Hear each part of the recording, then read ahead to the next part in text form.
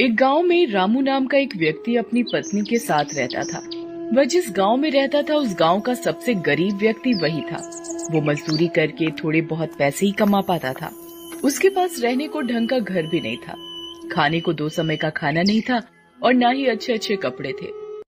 गांव वाले रामू और उसकी पत्नी की जरा भी इज्जत नहीं किया करते थे।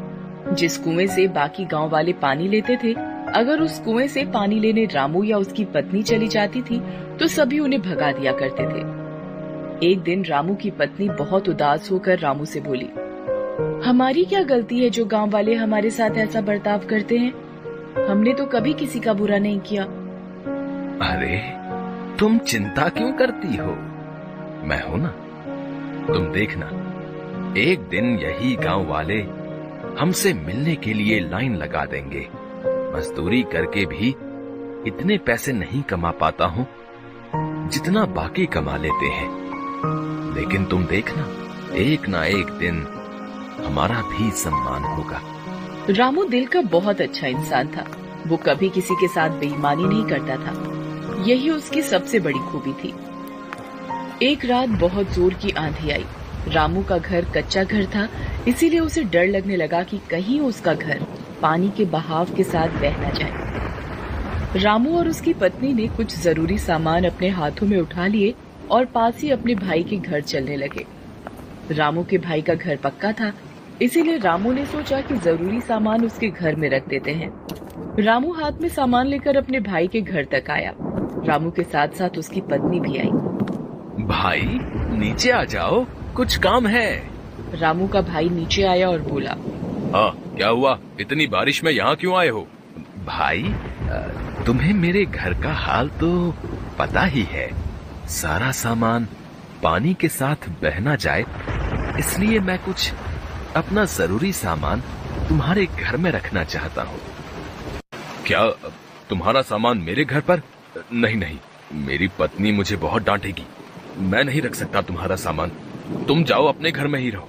रामू का भाई गुस्से में अपने घर के अंदर चला गया। रामू और उसकी पत्नी दुखी होकर वापस अपने घर आ गए। बारिश बहुत जोर से हो रही थी, इसीलिए रामू और उसकी पत्नी अपना सामान और घर की रखवाली करने के लिए पूरी रात जागते रहे। सुबह हुई। अब तक बारिश बंद हो चुकी थी। अब ऐसी बरसात की स्थिति में रामू को एक भी काम नहीं मिल पा रहा था। कुछ महीने इसी तरह गुजर गए।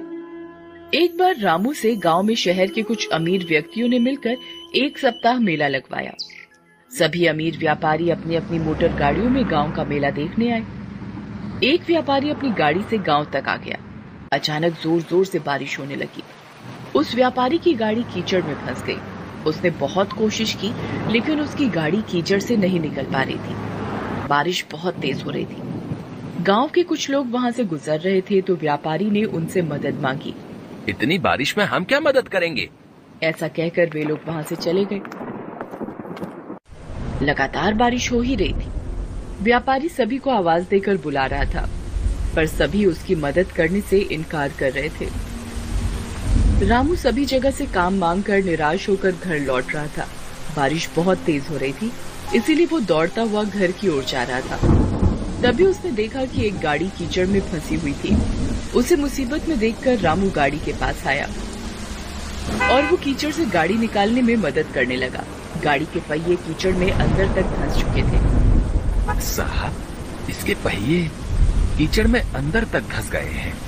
मैं पास से सारी कीचड़ हटाता हूँ, आप गाड़ी निकालने की कोशिश करें। थोड़ी मशक्कत करने के बाद गाड़ी के पहिए कीचड़ से निकल गए। गाड़ी थोड़ी आगे तक गई। रामू उसे देख रहा था।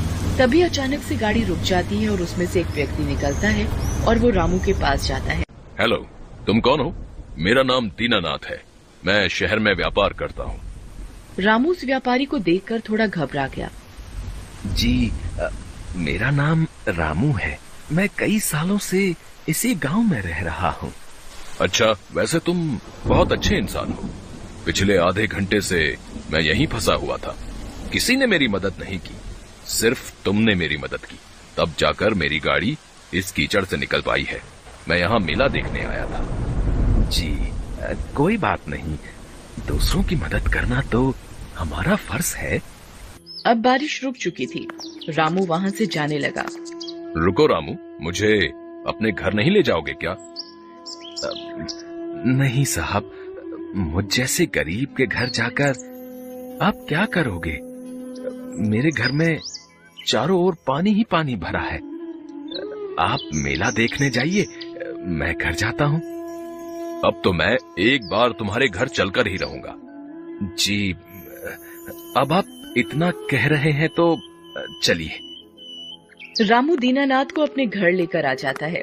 रामू की पत्नी पानी से बचकर एक और चारपाई पर बैठी थी। देखो, साहब आए हैं हमारे घर, जाओ कुछ खाने को लेकर आओ। दीनानाथ रामू का घर देखकर बहुत उदास हो गया। तुम क्या काम करते हो?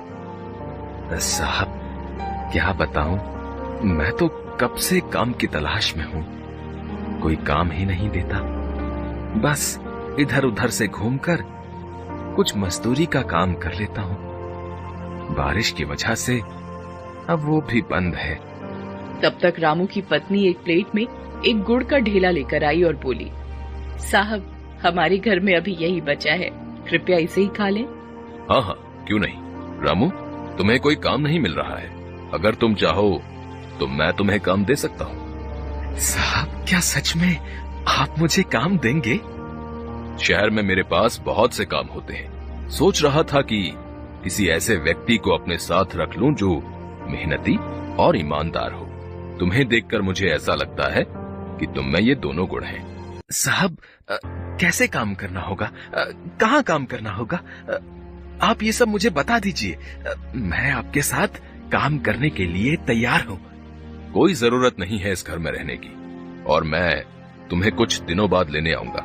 तुम मेरे साथ शहर में काम करोगे और वहीं रहोगे। मैं तुम्हें नया घर दिलवा दूंगा। यह सुनकर रामू और उसकी पत्नी दोनों बहुत खुश हुए। रामू ने पूरे गांव में घूम घूम कर इस खुशी को गांव वालों को बताया, पर गांव वालों को उसकी बात पर विश्वास नहीं हो रहा था। कुछ दिनों बाद दीनानाथ अपनी गाड़ी लेकर गांव आया और रामू के घर के पास रुका। रामू, सारा सामान तैयार है ना? चलो चलते हैं। रामू और उसकी पत्नी सारा सामान लेकर दीनानाथ की गाड़ी में बैठ गए। गाड़ी चल पड़ी।